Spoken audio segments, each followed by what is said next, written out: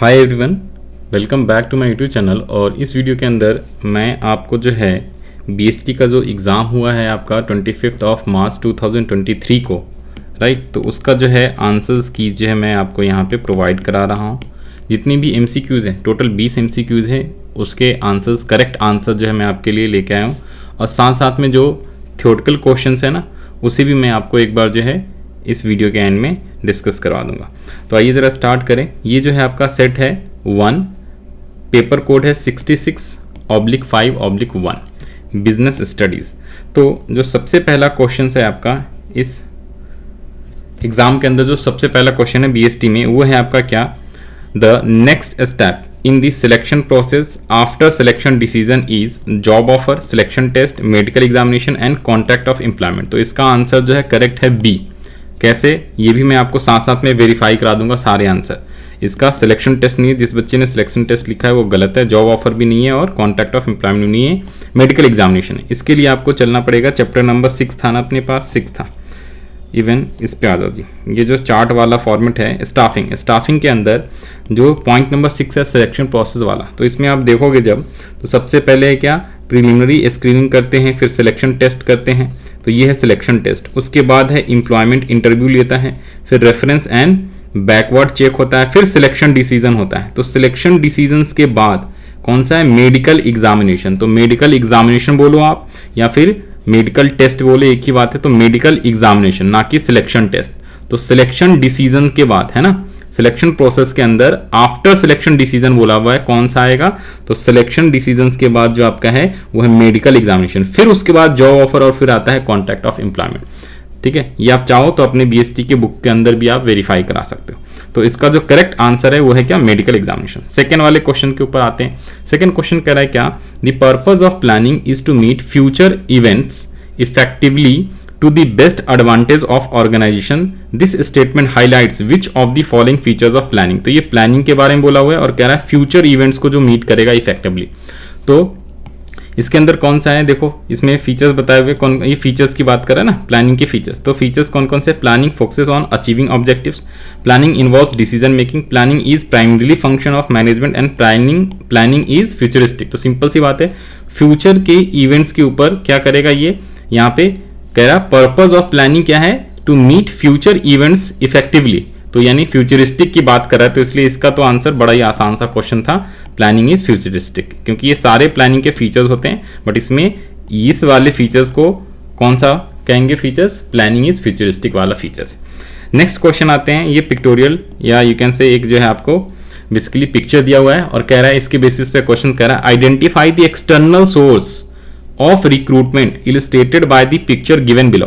तो ये फैक्ट्री का गेट है पहले, ठीक है, और फैक्ट्री के गेट पे इसने पोस्टर्स लगा रखे हैं, एडवर्टीजमेंट वगैरह कर रखा है। तो इसका आंसर आप गलती से भी एडवर्टीजमेंट मत लगा देना, ये एडवर्टाइज करा हुआ है लेकिन फैक्ट्री के गेट पे पोस्टर के फॉर्मेट में। तो इसका आंसर एडवर्टाइजमेंट नहीं है, ना ही कैजुअल लेबर, ना ही लेबर कॉन्ट्रैक्ट है। इसका करेक्ट आंसर है डायरेक्ट रिक्रूटमेंट। अब इसके लिए आ जाओ जी, चैप्टर कौन से है ये है आपका एक्सटर्नल सोर्स ना, एक्सटर्नल सोर्स ऑफ रिक्रूटमेंट। तो ये भी चैप्टर 6 का है। जब आप 6 पे आओगे, यहाँ पे देखो, ये जो चैप्टर 6 था ना, ये तो आपको मेडिकल एग्जामिनेशन वाला बता ही दिया।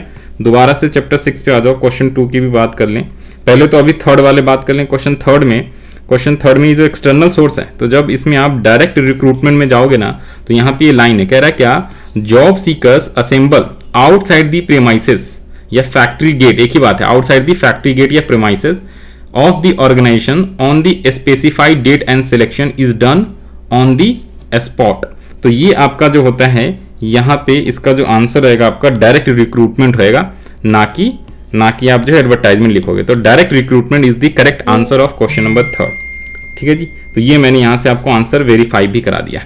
अब इससे पहले वाला जो क्वेश्चन था ना, क्वेश्चन नंबर 2, तो प्लानिंग इज फ्यूचरिस्टिक और मेडिकल एग्जामिनेशन, ये फर्स्ट क्वेश्चन मेडिकल एग्जामिनेशन, इसको दोबारा से यहाँ पे करा दूं, ये भी चैप्टर 6 का ही, दोबारा से इससे भी वेरीफाई करा दे रहा हूँ एनसीईआरटी की बुक से। तो जो आपका सिलेक्शन का प्रोसेस था, ठीक है जी, सिलेक्शन प्रोसेस स्टाफिंग प्रोसेस है।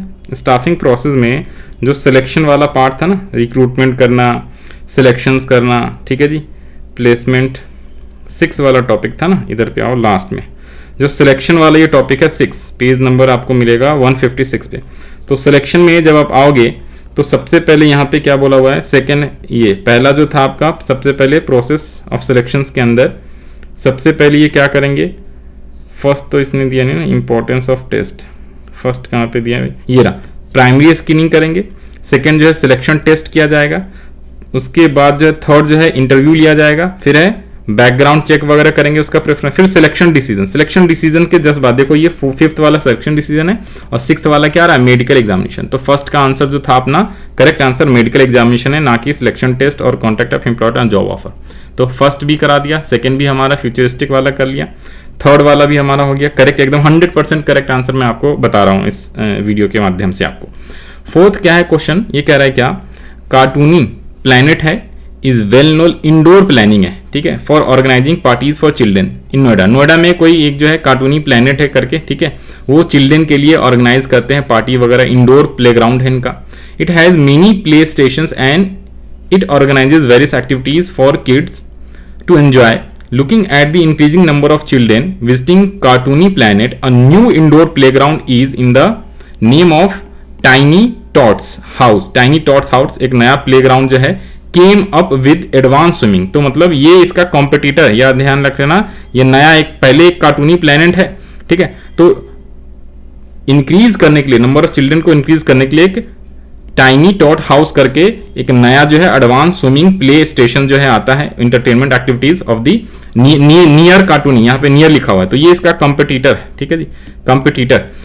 तो आगे लिखा हुआ है to compete with the newly, यहाँ पे भी लिखा हुआ है कंपटीटर ही तो कम्पीट करेगा, तो कंपटीटर कम्पीट कर रहा है with the newly open indoor playgrounds.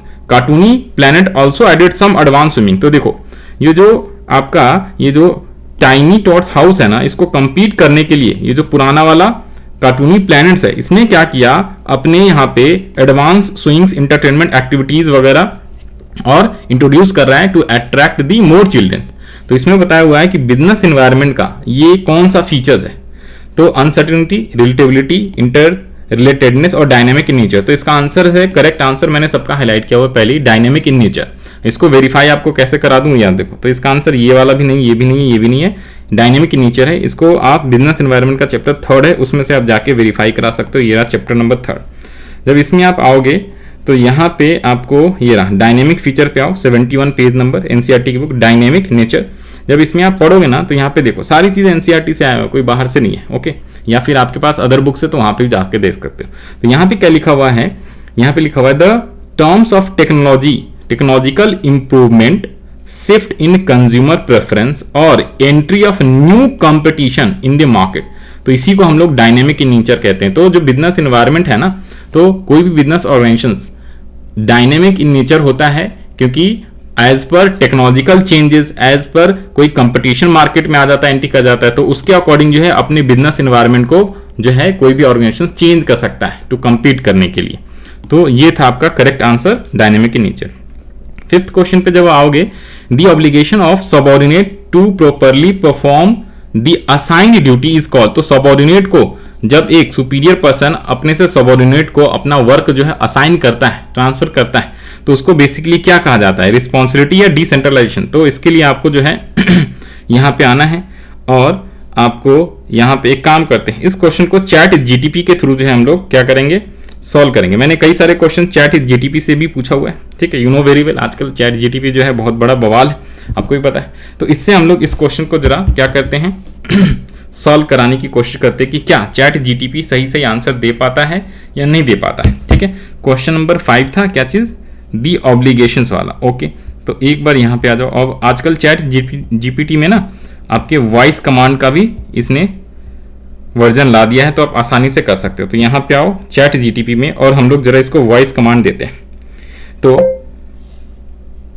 The obligation of a subordinate to properly perform the assigned duty is called, option A authority, option B responsibility, option C accountability and option D decentralisation. Let's see, देखते हैं जरा इसका answer ये क्या देता है chat GTP, ठीक है जी। और बाकी आप अपने बुक से भी वेरीफाई करा सकते हो। तो यहां पे आंसर आ गया आपके पास, दिख रहा होगा रिस्पॉन्सिबिलिटी, ठीक है जी। तो इसका करेक्ट आंसर है रिस्पॉन्सिबिलिटी। तो यहां पे क्या है ना कि ऑब्लिगेशन है, जब जॉब को ट्रांसफर किया जाता है सुपीरियर टू सबऑर्डिनेट तो उसे डिसेंट्रलाइजेशन कहते हैं। जो क्वेश्चन ये था ना, देखो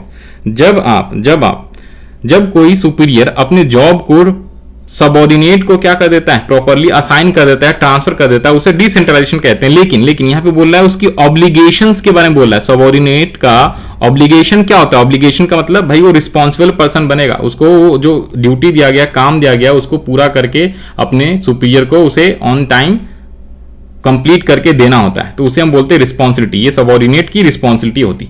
और चैट जीटीपी ने भी करेक्ट आंसर दिया, आप यहां पे पढ़ोगे तो the obligation of subordinate to properly perform assign duty is called responsibility. ठीक है, पहली लाइन बता दिया, बाकी रिस्पॉन्सिबिलिटी के बारे में इन्होंने एक्सप्लेन किया हुआ है। तो थैंक यू चैट जीटीपी, एक बार इसको थैंक यू बोल दिया जाए हम लोग। अब नेक्स्ट क्वेश्चन पे बढ़ते हैं। तो आज के डेट में चैट जीटीपी सभी चीजों का आंसर तुरंत फटाफट एआई। ठीक है, अब आते हैं क्वेश्चन नंबर 6 पे। तो 6 का आंसर वैसे सी करेक्ट आंसर है, ठीक है, बट इसका एक्सप्लेनेशन भी करेंगे और इसको भी हम लोग चैट जीटीपी के थ्रू जरा एक बार देखते हैं बड़े क्वेश्चन का आंसर दे पाता है कि नहीं। इसमें क्या क्वेश्चन है, कह रहा है क्या, Dolma and Una were Gardner's with decades of hands on exercising. They were the first ones to recognize the need of indoor gardeners, especially for plant lovers living in apartments.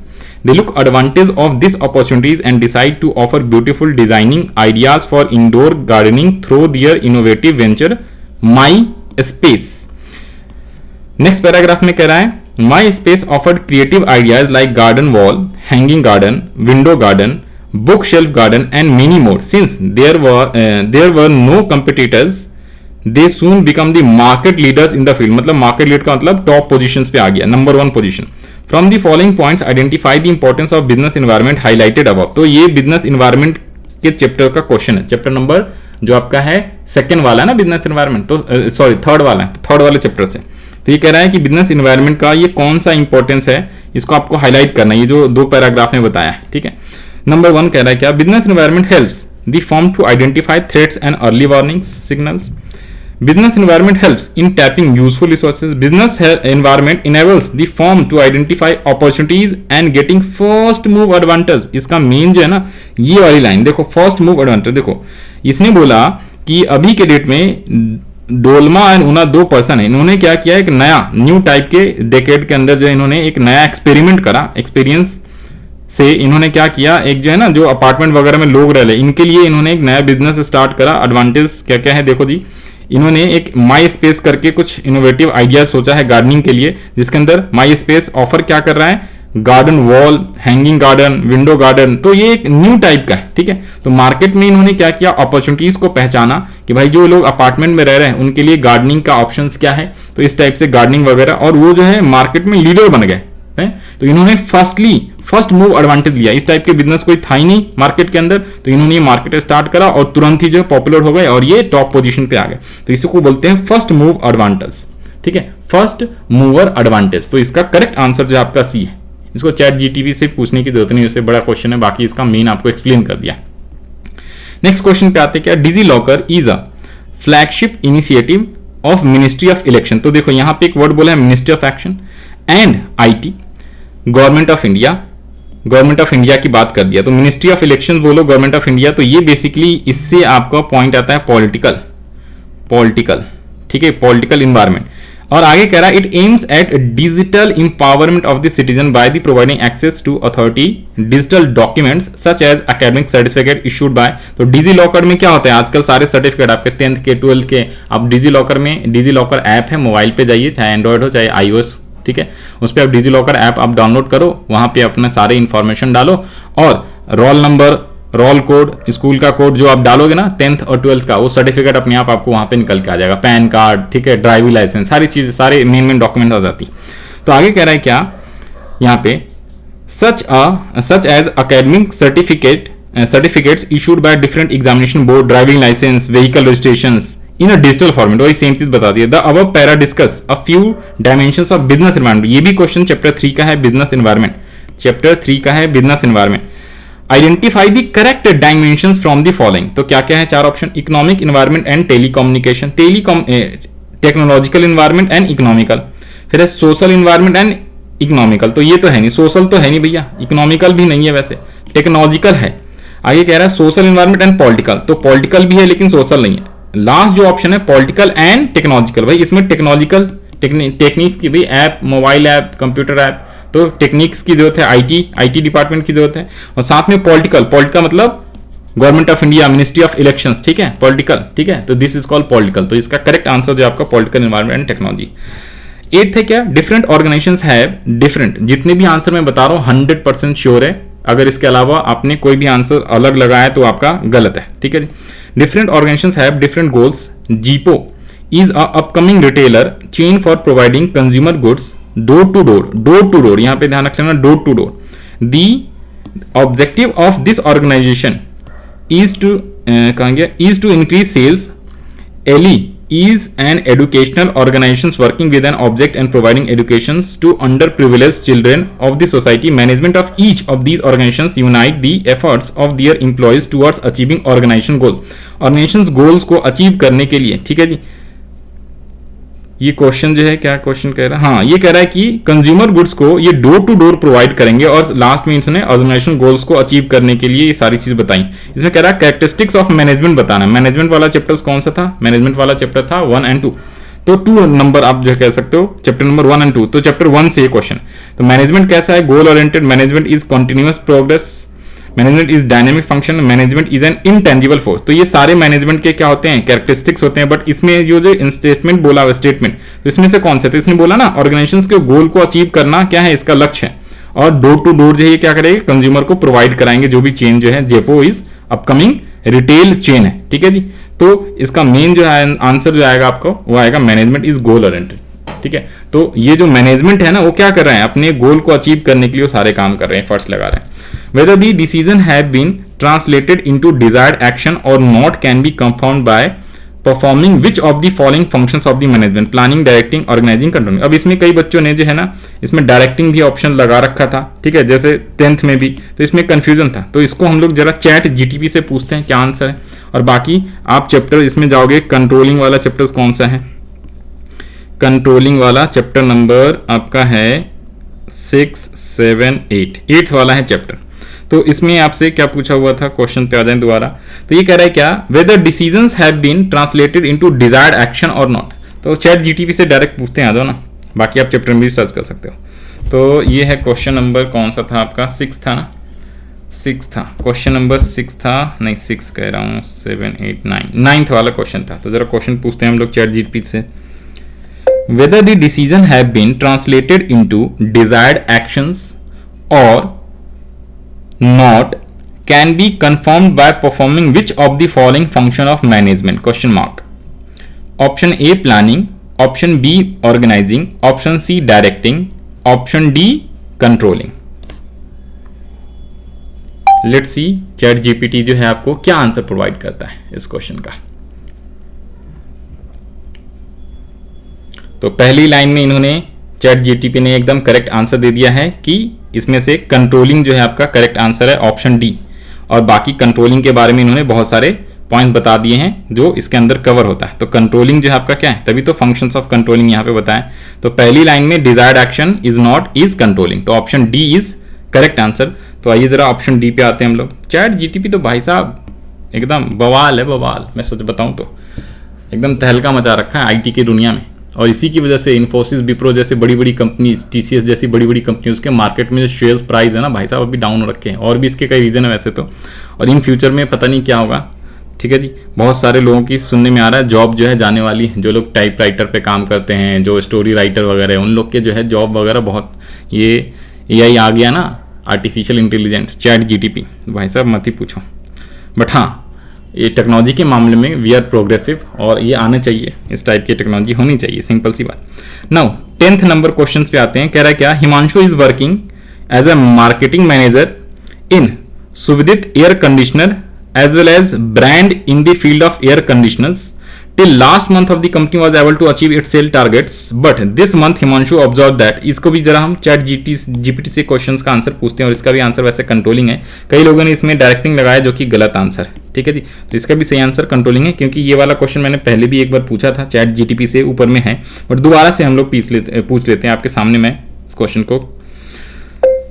Himanshu is working as a marketing manager in Suvidit air conditioners, a well-known brand in the field of air conditioners। नहीं ले रहा है क्या ये, रुको रुको, weather, गलत हो गया, रुको रुको भाई एक सेकेंड।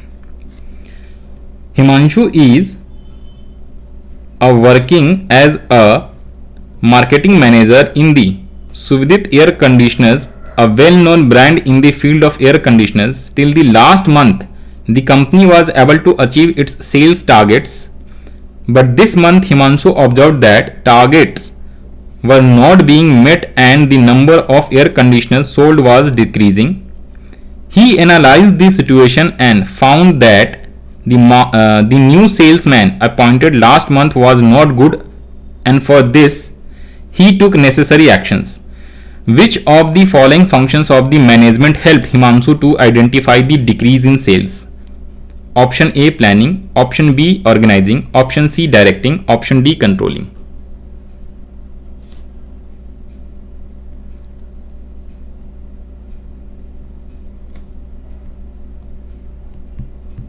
ये जा क्यों नहीं रहा भैया, बहुत ज़्यादा लाइन लिख दिया है क्या हमने, चला गया, मैंने कहा ऐसे कैसे, हाँ जी।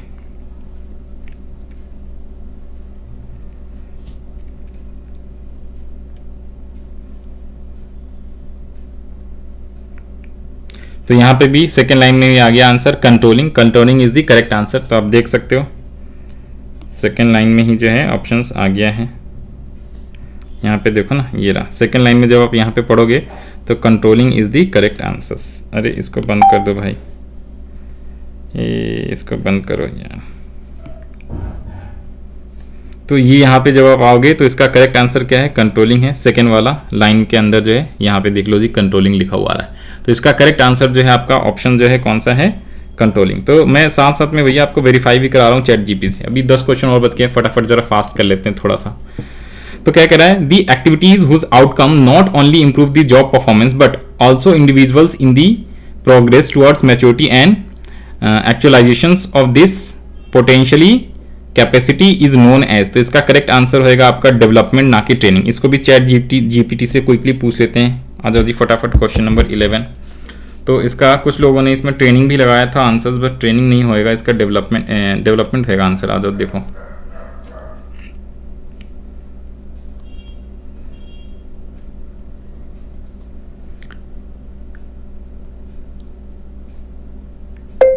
the activities whose outcome not only improves the job performance but also help individuals in the progress towards maturity and actualization of their potential capacities is known as option A training, option B education, option C development, option D performance appraisal। Let's see इसका answer क्या देता है chat GTP. ठीक है जी, तो development is the correct answer. Second first line में इसने बता दिया। ठीक है, बाकी आप जो है ना ये सारी चीज़ें बुक से भी मैंने वेरीफाई करा लिया था आपका आंसर। तो आप बुक में भी जाओगे तो डेवलपमेंट के बारे में जब आप पढ़ोगे तो वहाँ पे आपको आंसर मिल जाएगा। तो यहाँ पे दिख रहा होगा सेकंड ऑप्शन डेवलपमेंट के बारे में बाकी सारी चीज़ें यहाँ पे इसने एग्जाम्पल वगैरह सब बता दिया है। तो इसका जो करेक्ट आंसर है वो होएगा डेवलपमेंट, ना कि ट्रेनिंग। तो जिसने भी ट्रेनिंग ऑप्शंस लगाया हुआ ना ये इसका गलत है, जिस भी बच्चे का ये पेपर था। ठीक है, नेक्स्ट क्वेश्चन पे आते हैं, क्वेश्चन नंबर 12। तो 12 में भी जो है ना option C is correct answer. Option A कई बच्चों ने लगाया है, इस बच्चे ने भी ऑप्शन ए लगाया, उसका गलत आंसर है। ठीक है जी, इसमें ये वाला ट्रू है, ये फॉल्स है। जब इस क्वेश्चंस को पढ़ोगे ना, the concept of product relates to not only the physical product but also the benefits offered by it from customers point of view. तो फर्स्ट वाला तो आपका सही स्टेटमेंट है कि भाई सिर्फ फिजिकल नहीं बल्कि कस्टमर को फायदा होना चाहिए, वो उसको बेनिफिट मिलना चाहिए। सेकेंड स्टेटमेंट कह रहा है the concept of product does not include extended product by way of after sale services. After sale services का मतलब वो जो सर्विस देती है ना, जैसे अगर मोबाइल लेके आते हो भाई तो आप 1 साल की उसमें वारंटी भी मिलती है ना, अगर कोई टूट फूट हो जाती है तो आप उसको सर्विस सेंटर पे जाके सर्विस कराते हो। तो वो भी क्या होता है, प्रोडक्ट के अंदर कवर्ड होता है। प्रोडक्ट में प्रोडक्ट वाला जो कंसेप्ट है मार्केटिंग वाले चैप्टर्स के अंदर, चैप्टर नंबर 10 था 11 था, चैप्टर नंबर आई गेस 11 था ना, कौन सा चैप्टर था भाई, एक सेकेंड, मार्केटिंग वाला चैप्टर 11 था। ठीक है जी, तो इसमें जब आप जाओगे तो उसमें आपको पढ़ना है। तो प्रोडक्ट का मतलब आफ्टर सेल सर्विसेज भी इंक्लूड होता है। तो ability of spare parts handling complaint, तो इसमें लिखा हुआ था इसे इंक्लूड नहीं करते हैं, तो भैया करते हैं, इसलिए ये स्टेटमेंट फॉल्स है। इसलिए इसका करेक्ट आंसर है statement 1 is correct and statement 2 is incorrect. ठीक है, तो ऑप्शन ए वाला जो है जिन बच्चे ने लगाया उसका गलत है, option C is the right answer. ये मैच कराने वाला तो आसान था, बहुत बच्चों ने इसका सही आंसर दिया। इसका option A he correct answer है। इसमें नेचर ऑफ बिजनेस क्या है, ठीक है, टेक्नोलॉजिकल अपग्रेडेशन, तो देखो mobile phone became obsolete faster are the replaced much sooner than futuristic so many assets, ठीक है, other many assets. Choice of techniques, तो भैया कैपिटल इंटेंसिव या लेबर इंटेंसिव कौन सा लगाओगे आप, तो इसमें चॉइस करना होता है। तो डी का ये वाला है, सेकेंड का ये वाला है, बाकी इसका ये है, और थर्ड वाले का जो है सेकेंड। डाइवर्सिफिकेशन तो अलग अलग, टेक्सटाइल मैन्युफैक्चर सब, तो इसलिए option A is the right answer. Question 14 में आते हैं। क्वेश्चन 14 का आंसर जो है ट्रेडिंग ऑन इक्विटी है। Dash refers to increase in profit owned by the equity shareholders due to presence of fix financial charges like interest. देखो जी, ये शेयर होल्डर्स जो इक्विटी वाले हैं ना, उनके प्रॉफिट ऑन कैसे होता है, अगर उनकी प्रॉफिट ऑन होती है, क्यों, अगर डेट आप जो है फाइनेंस करते हो, यानी कि फाइनेंशियल लीवरेजेस वगैरह जब आप ज्यादा करोगे, डेट से फाइनेंस ज्यादा करोगे ना बिजनेस में, तो उससे काफी हद तक जो है ना आपकी प्रॉफिट इंक्रीज हो जाती है इक्विटी वाले को, काफी हद तक। मैंने ये नहीं कहा कि इसका मतलब ये नहीं कि 100% डेट ले लो, ठीक है, एक लिमिटेशन तक होती, तो उसे हम ट्रेडिंग ऑन इक्विटी बोलते हैं। ये चैप्टर्स आपको पढ़ना था, ठीक है जी, फाइनेंशियल मैनेजमेंट के अंदर। फिर है 15th वाला, the most commonly use tool of promotion which is paid form of communication. Paid form बोला, पेड फॉर्म का मतलब पता है क्या होता है, पैसे आप पे करें ना, एडवर्टीजमेंट, भाई रेडियो पे, आजकल इंटरनेट और टेलीविजन पे जो शाहरुख खान, अमिताभ बच्चन, ये सब जो प्रोडक्ट्स वगैरह का एडवर्टीजमेंट करता है, ठीक है जी। आगे लिखा हुआ है क्या, and in which sponsors bears the cost. तो स्पॉन्सर जो कंपनीज होती है, आजकल यूट्यूबर्स भी नहीं कहते हैं कि भाई हमने ये वीडियो जो है स्पॉन्सर्स किया हुआ है, इसका वो बीच में वो ऐड चला देते हैं, उसके लिए स्पॉन्सर का मतलब वो पैसे लेते हैं, ठीक है, कंपनी से, स्पॉन्सर कंपनी से, जिसका प्रोडक्ट का वो ऐड करते हैं। तो इसका करेक्ट आंसर है ए। बहुत बच्चों ने एकदम सही से जवाब लिखा है 15।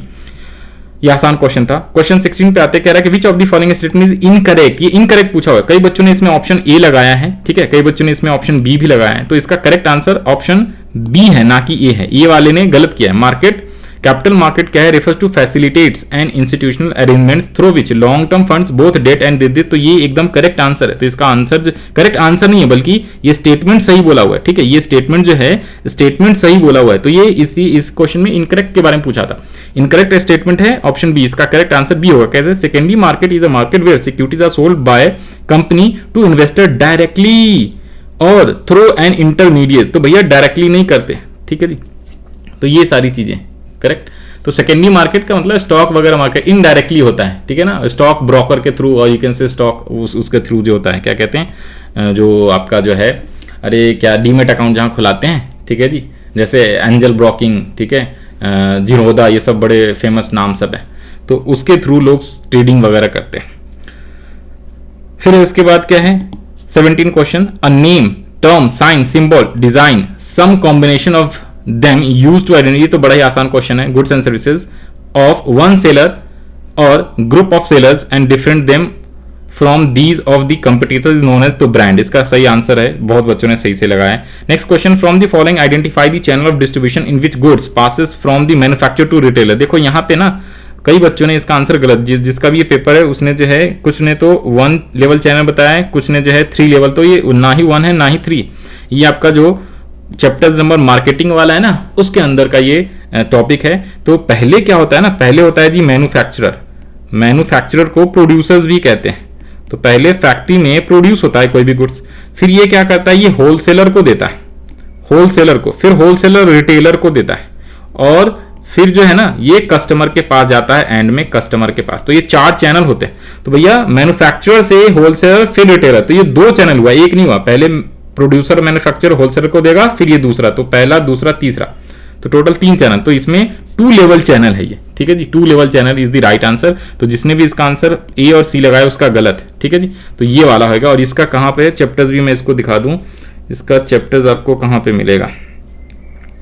तो इसका चैप्टर जब आप जाओगे, कौन से चैप्टर्स में था ये रहा ना चैप्टर, जो भी है पर्सनल सेलिंग का, ये क्वेश्चन एक था ना कहीं पे, उसके लिए ये मैंने चेक किया था।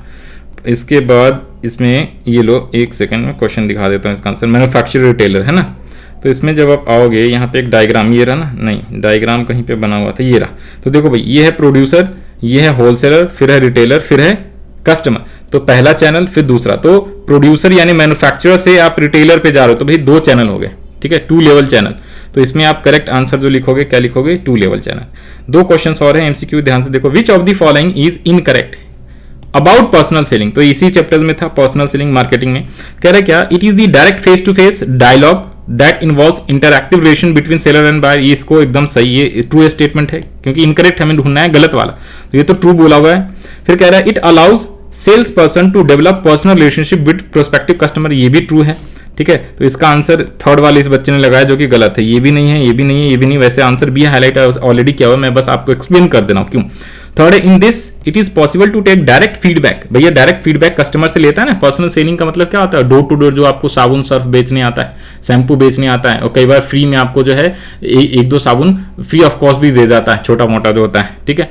तो सैंपल जो होता है, तो ये ऑप्शन ये तीनों पर्सनल सेलिंग के बारे में सही बता रहा है। ऑप्शन बी जो है वो पर्सनल सेलिंग के बारे में ट्रू नहीं है, इसलिए this is the correct answer. क्या लिखा, it refers to short term incentives. नहीं भाई, short term incentives design to encourage the buyer to make immediate purchase of a product and services. तो शॉर्ट टर्म इंसेंटिव्स डिजाइन नहीं होता ये, ठीक है, लॉन्ग टर्म के लिए ये भी होता है आपका पर्सनल सेलिंग। तो B is the right answer. 20th question, last question of MCQ, which of the following is not factor affecting capital structures of a company, cost of debt, growth opportunities, cash flow positions, interest coverage. तो भाई साहब ये तीनों गलत है, ये भी नहीं, ये भी नहीं, ये भी नहीं। इसमें बोला है कि नॉट फैक्टर, नॉट का मतलब कौन सा, तो ये तीनों फैक्टर्स होते हैं एक्चुअली में। तो करेक्ट आंसर है ग्रोथ अपॉर्चुनिटीज। कैसे, इसको भी आपको वेरीफाई करा देता हूं। ये कैपिटल स्ट्रक्चर्स का क्वेश्चन है ना, कैपिटल स्ट्रक्चर चैप्टर नंबर 9 का है। चैप्टर नंबर 9 कहां था, चैप्टर नंबर 9 की जब मैं बात करूंगा, चैप्टर 9 कैपिटल स्ट्रक्चर्स, ये वाला ना, यहां पे आओ। तो कैपिटल स्ट्रक्चर में जब आप आओगे, यहीं पे भी देख लेते हैं ना, यहाँ पे शॉर्ट में, यहाँ माइंड मैप पे आओ, ये देखो चैप्टर नंबर 9 में आओ। देखो फाइनेंशियल मैनेजमेंट का चैप्टर है, capital structure chapter topic number 5 है। मैंने आपको इससे भी आपको पढ़ाया था। तो ये देखो, इसमें ये कह रहा है ये सारे इसके फैक्टर्स है कैपिटल स्ट्रक्चर। कौन कौन से कह रहा है, कैश फ्लो भी है, इंटरेस्ट कवरेज रेशियो भी है, debt service ratio, return on investment, cost of debt. तो ये तीन इसमें बताया हुआ था। कौन कौन सा, देखो इसने बोला है cash flow position, interest coverage ratio and cost of debt. तो ये तीनों तो फीचर्स होते हैं, ठीक है। लेकिन जब आप क्वेश्चंस पे आओगे, तो क्वेश्चन में इन ग्रोथ अपॉर्चुनिटीज कहीं नहीं दिया हुआ। इस क्वेश्चन में कहीं पे भी ग्रोथ अपॉर्चुनिटीज है नहीं है, वो फैक्टर होता ही नहीं। तो इसीलिए राइट आंसर क्या आपका बी है, ऑप्शन बी, ग्रोथ अपॉर्चुनिटीज। अब 2 मिनट में मैं एक बार क्वेश्चन सारे यहाँ पे दिखा देता हूँ, ठीक है जी।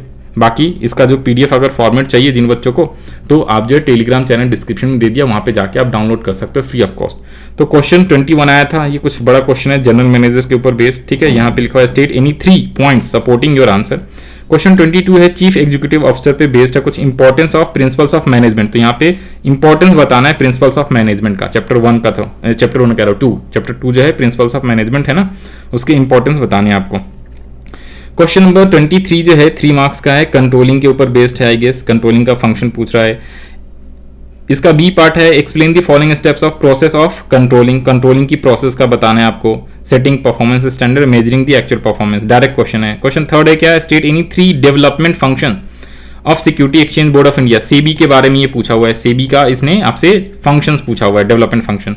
इसका और में 3 फैक्टर्स बताना है वर्किंग कैपिटल रिक्रूटमेंट्स के, वर्किंग कैपिटल रिक्वायरमेंट्स के। तो ये वाला चैप्टर नंबर 9 का है, वर्किंग कैपिटल, एक फिक्स कैपिटल, वर्किंग। तो वर्किंग कैपिटल के फैक्टर्स कौन कौन से होते हैं, scale of operation, business cycle, seasonal factor, production cycle, credit, बहुत सारे होते हैं। तो इसमें से 3 ही लिखना था, आप आसानी से अब लिख सकते हो।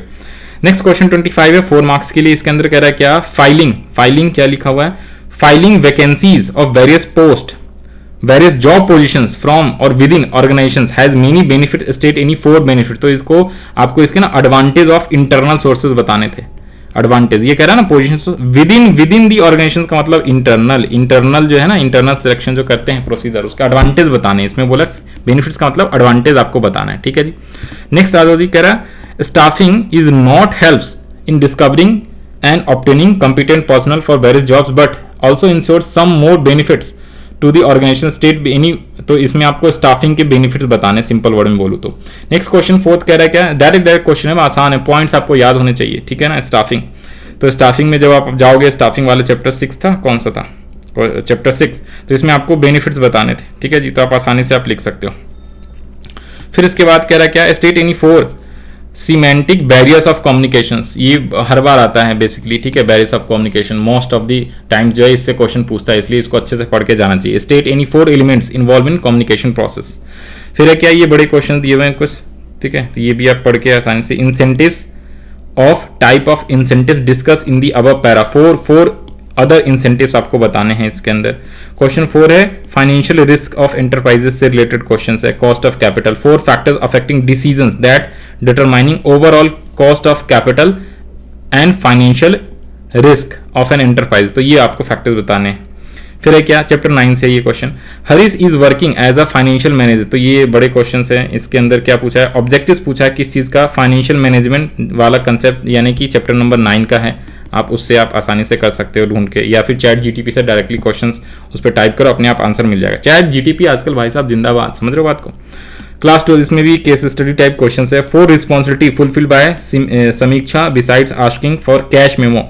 तो ये आपको रिस्पॉन्सिबिलिटीज बताना है, ठीक है, of a consumer while purchasing and using bread maker. ये चीजें हैं क्वेश्चन। फिर नेक्स्ट है 31, science not rule of thumb principles of management, chapter number 2, method study, time study, ये दोनों बताना आसान है क्वेश्चन। ये explain general guidelines as a features of principles, ठीक है, प्रोवाइडिंग मैनेजर्स यूजफुल। तो ये भी आसान क्वेश्चन है, डायरेक्ट क्वेश्चन जो है वो आसान है, आप लिख सकते हो। Objectives and budget as type of plans, ये प्लानिंग का क्वेश्चन है। The following limitations of planning, planning की लिमिटेशंस 2 दे दिया, इसी को एक्सप्लेन करना है, आपने खुद से मत कर देना। बेस्ट इलेक्ट्रॉनिक्स स्टार्टेड मैन्युफैक्चरिंग, इसमें जो क्वेश्चन है लास्ट में क्या पूछा हुआ है इसने, explain any 3 competence of physical distribution discuss. तो ये आपका चैप्टर नंबर मार्केटिंग वाले से है, चैप्टर नंबर जब आप जाओगे 11 ना 11th वाले पे, तो वहां मिल जाएगा। फिर एक कोविड के ऊपर question based, identify which type of organisations formed by employees Tally Software Limited, state any 2 advantages and 2 limitations of which type of organization identify above। तो ये आपके टोटल 34 क्वेश्चन है। इसका पीडीएफ आपको मिल जाएगा। ये जो सेट था ना, ये सेट है 55 कह रहा हूँ 6651। इसके अलावा एक सेट और भी है अपने पास, ये है वो सेट 1 था, ये है सेट 2। तो इसमें एमसीक्यू क्वेश्चन सारे सेम ही है, एमसीक्यू क्वेश्चन सारे सेम है, बस ऊपर नीचे दिया हुआ है। और उसके अलावा अगर मैं बात करूं, बाकी क्वेश्चंस मैंने देखे नहीं थे थ्योरेटिकल, तो आई गेस वो भी सेम होना चाहिए, ठीक है जी, एक बार देख लेना। तो ये सारे क्वेश्चन जो हैं वो सेम ही है, ठीक है जी। मार्केटिंग एफिशिएंसी, तो ये सेम ही क्वेश्चंस आपको मिलेगा आई गेस, या शायद अलग हो सकता है, ये मैंने मैच नहीं कराया, देख लेना। नहीं, ये अलग है। तो एमसीक्यू के क्वेश्चन सारे सेम है, बाकी दूसरे वाले सेट में क्वेश्चन जो है ना, जो ये बड़े वाले क्वेश्चन है 3-4 मार्क्स वाले, ये जो है अलग अलग है, थोड़ा बहुत क्वेश्चन शायद मिलता जुलता है। तो इसके एमसीक्यू भी आप जो है आसानी से, जो अभी वाले एक्सप्लेन कर दिया डिटेल में, उसी से आप आसानी से जो है सेट 2 का भी जो है एमसीक्यू आसानी से मिला सकते हो। बस क्वेश्चन जो है ना ऊपर नीचे है और कुछ नहीं। और मेरे हिसाब से सेट 3 मेरे पास आया नहीं है, जिसके पास और सेट्स के सॉल्व कराने क्वेश्चन, तो आप जो है नीचे दिए गए व्हाट्सएप नंबर पे आप जो है व्हाट्सएप कर दो, पीडीएफ फॉर्मेट करना, या फिर टेलीग्राम पे जो है आप मेरे को व्हाट्सएप कर सकते हो। टेलीग्राम चैनल का नीचे डिस्क्रिप्शन में लिंक दिया हुआ है, तो आप व्हाट्सएप कर देना, डोंट वरी, ठीक है जी। और उसको भी मैं सॉल्व करा दूंगा फटाफट। और ये जो सेट 2 है इसका आंसर भी जो एकदम सेम, वही सेम क्वेश्चन है, 20 जो क्वेश्चन है स्टार्टिंग के एमसीक्यू वाले, तो उससे आप आसानी से थोड़े ऊपर नीचे क्वेश्चन आप मिला लेना। बट एक बार दोबारा से इसके लिए नया वीडियो बना दूंगा, डोंट वरी। चलो okay, bye bye, all the best to all of you for your next exam, जो अकाउंट्स का एग्जाम है आपका 31 मार्च को। उसके सारी वीडियो के लिंक भी आपको टेलीग्राम चैनल कह रो, या फिर आप प्ले लिस्ट में जाओगे तो आपको मिल जाएगा सारे चैप्टर्स के रिविजन वीडियोस। तो इसी के साथ thank you and all the best to all of you.